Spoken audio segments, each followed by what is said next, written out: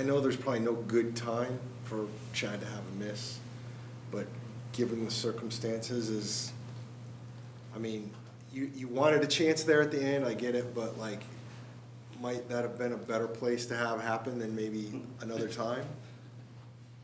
I mean, you want to have success every time you go out there. He'd been on a good roll, didn't hit that one as clean as he had some of the other kicks, but yeah, I mean, hopefully try and make the next one.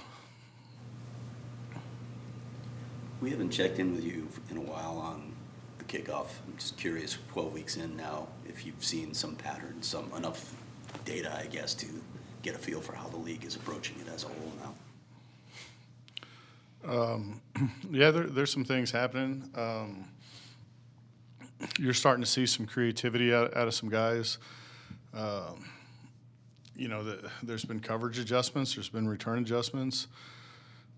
Dallas has 2 in a game, and one of them's a hands team, where the guy scores through, and the other one, it's a muff, and the guy spins, and it looks like it's going to go nowhere, and a good player makes a good play, and he ends up in the end zone there too. So there's some stuff going on schematically that, things are starting to evolve and adjust, again, both ways.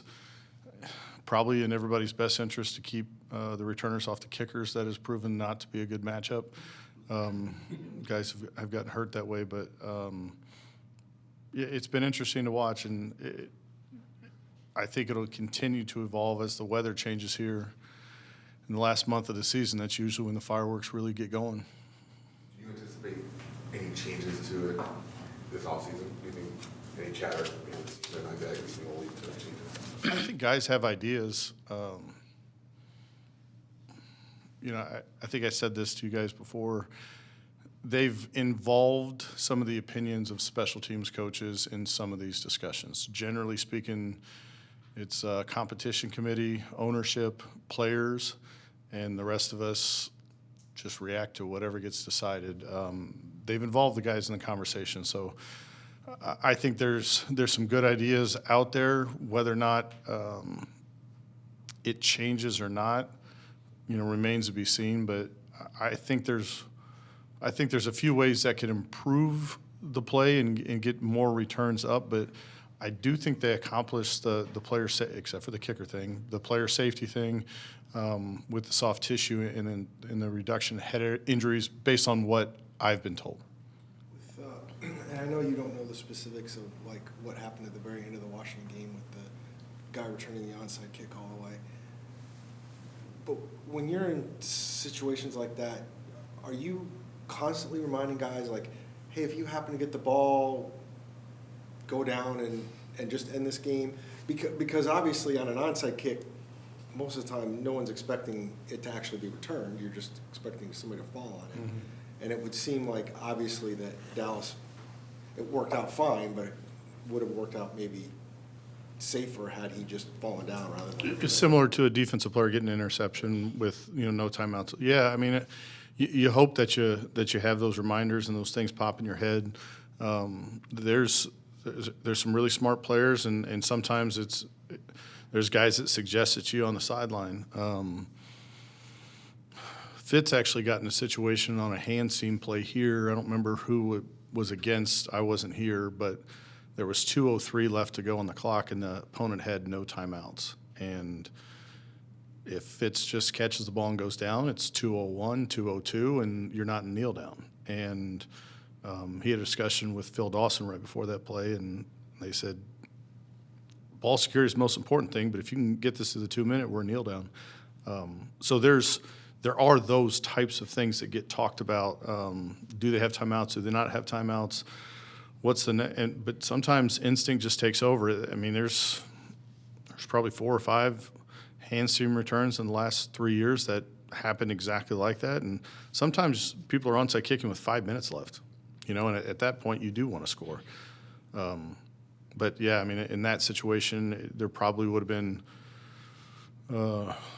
plenty of people who thought the player should have just gone down. As a coach, can you understand the instinct taking over or the emotion taking over? I'm guessing and I don't know anything about the player who did it, but like get a little wide-eyed, all of a sudden you're getting the ball in stride and nobody's in front of you.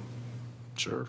I mean, generally speaking, I think that player was a defensive player, but sometimes it's an offensive player and he's got touchdowns in his incentives. I mean, I've seen that stuff happen too at the end of games where people are trying to help each other out that way. I mean, yes, you understand. You may not agree and you may want to coach it a little harder the next time, but you understand guys' instincts taking over. The Seattle Giants deal, right, where the guy blocks it, jumping through the A gap, and the player took off with it, right? Like that should have been the same type of situation, but obviously sometimes guys, their instinct kicks in, and usually scoring helps your team. Let's play that out with the other scenario you talked about, the guy that muffed it. What do you want to see in that situation as a coach? Should he just fall on it? Are you okay with what he did? What would you want to see in that Which situation? guy muffed it? With the one where he spun around, he spun and then went all the way. Oh, sure. Well, I mean, the ball never got in the end zone. So I think, just based on my recollection, he muffs it. It's sitting there. We talk about don't make a bad play worse, right? Like if you're traffic and there's people around, obviously just ball security. The most important thing for our return team is to get the ball back to K1 in the offense, right? With this style of kickoff, like those guys are 40 yards away. So you have more time if you mishandle the ball to do that. I would tell all players to do that if they end up in the end zone, but it really wasn't a choice for that particular player because it was still in play. There was another play that happened around the league this week where similar type of deal, player didn't handle it right. It went into the end zone. He could have taken a knee. Instead, he got tackled at the 2 or 3 yard line. That would have been an instance where the player has to make that decision whether or not to stay in the end zone or come out. You talked a lot. We talked a lot about Blake this year, but in the groove he's in is as consistent as he is. Is he as consistent as any punter you can recall? Coaching? Yeah, he's had a good run, a good streak of games, and his location, his hang time, his distance. He's got a lot of things going for him. We got to continue to cover it. We got to, shore up some things protection-wise. I thought both gunners played really well in the game this week, and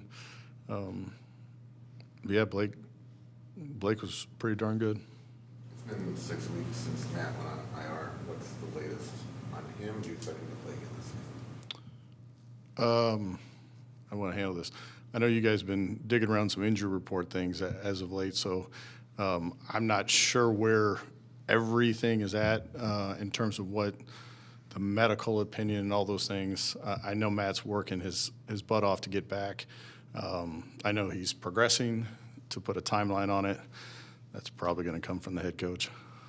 How do you handle a situation when you have a really good young guy and a veteran who probably has fewer days left than he is behind him, but you don't want to push the guy out. Also, this guy's playing really good. How do you balance that? I think you balance it by coaching every player to be the best they can be.